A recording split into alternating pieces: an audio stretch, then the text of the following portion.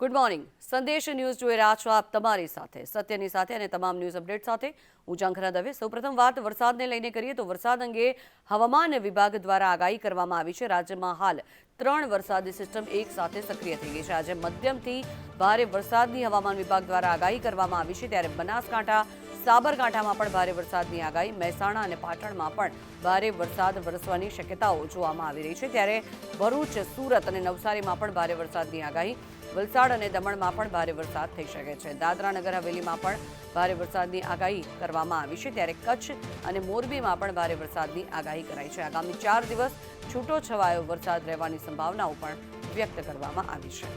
વરસાદ અંગે હવામાન વિભાગ દ્વારા આગાહી વ્યક્ત કરવામાં આવી છે. ત્યારે અનેક વિસ્તારોમાં વરસાદી માહોલ છવાયેલો રહેશે.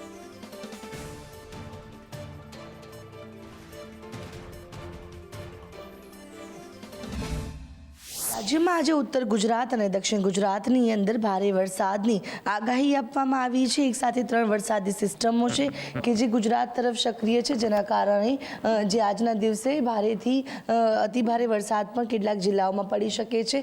જે રીતે એક વરસાદી સિસ્ટમ છે કે જે હાલ ઉત્તર ગુજરાત તરફ સક્રિય છે, જેને લઈને જે બનાસકાંઠા, સાબરકાંઠા, પાટણ, મહેસાણા, પાલનપુર સહિતના ભાગોની અંદર ભારે વરસાદનું યલો એલર્ટ આપવામાં આવ્યું છે. તો બીજી તરફ સૌરાષ્ટ્રના પણ કેટલાક જિલ્લાઓની અંદર ભારે વરસાદ પડી શકે છે. દક્ષિણ ગુજરાતના સુરત, વલસાડ, નવસારી, દમણ, દાદરાનગર હવેલીની અંદર ભારે વરસાદનું યલો એલર્ટ આપવામાં આવ્યું છે. તો મધ્ય ગુજરાતમાં છૂટો છવાયો વરસાદ છે તે નોંધાઈ શકે છે.